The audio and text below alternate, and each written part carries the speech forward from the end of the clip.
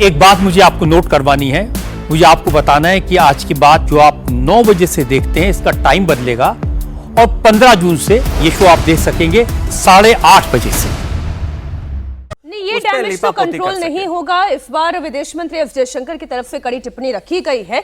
हम युद्ध की स्थिति की भी बात कर लेते हैं, वहां से भी जो अपडेट आ रहा है वो आपको दे देते हैं। ईरान और इस वक्त अमेरिका के बीच में जो भी रस्साकशी आप देख रहे हैं, डील को लेकर जो नेगोशिएशन देख रहे हैं, उस पर बड़ी खबर यह है कि 48 घंटे के अंदर अंदर डील पर मुहर लग जाएगी और डील के बाद ईरान हॉर्मुज खोल देगा। अमेरिका ईरान की फ्री संपत्ति को भी रिलीज कर देगा, ऐसी बड़ी खबर आ रही है। तो क्या ये युद्ध खत्म होने जा रहा है? आप पहले ये बयान सुने। Is the amount of time that has to pass between this memorandum of understanding and a final deal being done? Well, we hope it's going to go relatively quickly, but it's. Is there a 60 or 90 I mean, the day straits are deadline? going to open immediately. It's upon signing. Maybe it'll be Saturday or Or is Monday. there a deadline though to get from this to a final deal? We think it's going to go pretty quickly. I don't want to say a deadline because if I say a deadline, you'll say, "Oh, he didn't meet the deadline." You know, this is like, it's not going to matter much because. It's going to get signed, and the strait is open. But the straits have been open for a number of months already, and you just didn't know about it. You know, you as reporters weren't able to get it. I just announced yesterday that we brought a lot of ships through, and nobody knew about it. I guess we did a pretty good job, Peter, right?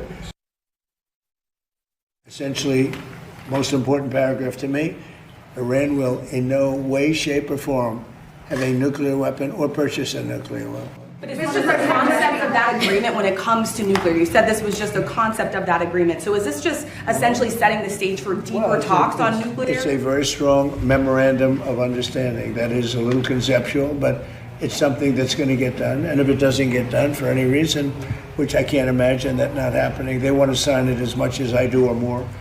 I would say they want to sign it more, maybe a lot more. But it's a very detailed a memorandum of understanding, also agreed to by many other countries that have great influence over them, and everybody wants it done. So it's going to get done. ये जब Donald Trump ये बात कह रहे हैं कि 48 घंटे के अंदर अंदर डील डन हो जाएगी, इसी बीच ईरान के जो एक और लीडर हैं और ये स्पिरिचुअल लीडर है अहमद खतानी, उन्होंने बयान दिया नेतन्याहू को और डोनाल्ड ट्रंप को will hit with a hard slap if they took against any action portraying the confrontation as a battle between faith and disbelief।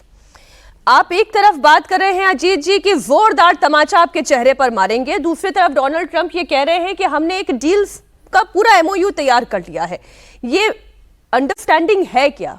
नहीं, ये अंडरस्टैंडिंग तो बन गई है, क्योंकि अरागची ने भी जो पोस्ट किया अपना, उससे ये लग रहा है कि अंडरस्टैंडिंग बन गई है। लेकिन दोनों तरफ से ये पोजिशनिंग होगी, दोनों तरफ में कोई पक्ष ये नहीं कहेगा कि हम पीछे हट के समझौता कर रहे हैं। ईरान की तरफ से कहा जाएगा कि हमने हरा दिया, अमेरिका ने ट्रंप के बयान में न्यूक्लियर एनरिचमेंट को लेकर कोई बयान नहीं था। 3 बातें हैं जिन पर सहमति नहीं है। ये समझौता जो होगा, जिस पर दस्तखत होगा, ये 60 दिन का युद्ध विराम होगा और इस 60 दिन के युद्ध विराम के बावजूद 3 चीजें बची रहेंगी जिन चीजों पर लंबे समय में बातचीत होगी। उसमें पहली चीज यही परमाणु वाला समझौता है कि आप इनरीच नहीं करेंगे, सिविल पर्पसेज के लिए आप इस्तेमाल कर सकते हैं या नहीं कर सकते हैं, और कितनी निगरानी होगी। ठीक बात है, कितनी निगरानी होगी ये एक इशू होगा।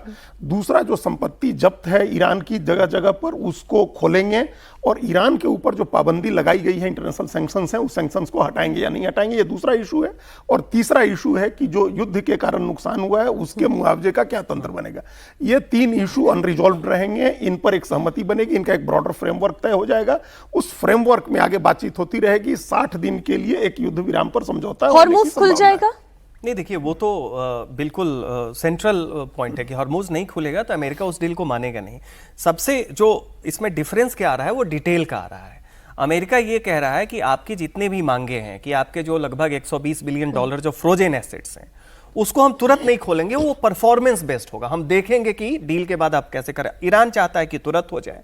उसके बाद ये भी आ रहा है कि इजराइल को तो अमेरिका ने अबेंडन कर दिया है, तो सवाल, लेकिन अमेरिका को पता है कि इजराइल की कुछ सेंसिबिलिटीज हैं। तो एक तो एनरिच्ड यूरेनियम वाली बात है, तो वहां पे वर्डिंग ऐसा ना हो कि बाद में कोई लूप होल चल जाए। तो बिल्कुल मेमोरेंडम ऑफ अंडरस्टैंडिंग की वर्ड्स क्या हो, शब्द क्या हो, ताकि उसके बाद कोई भी देश या इजराइल मान लीजिए कल के डेट में ये ना कह सके कि नहीं नहीं इसकी वर्डिंग्स को हम अपने तरीके से इंटरप्रेट तो कर मैं सकते भी इन्हीं हैं। शब्दों पे जाती हूं। अभी अजीत जी ने जो कहा कि 60 दिन का युद्ध विराम, यानी कि डेड एंड नहीं है अभी भी युद्ध का।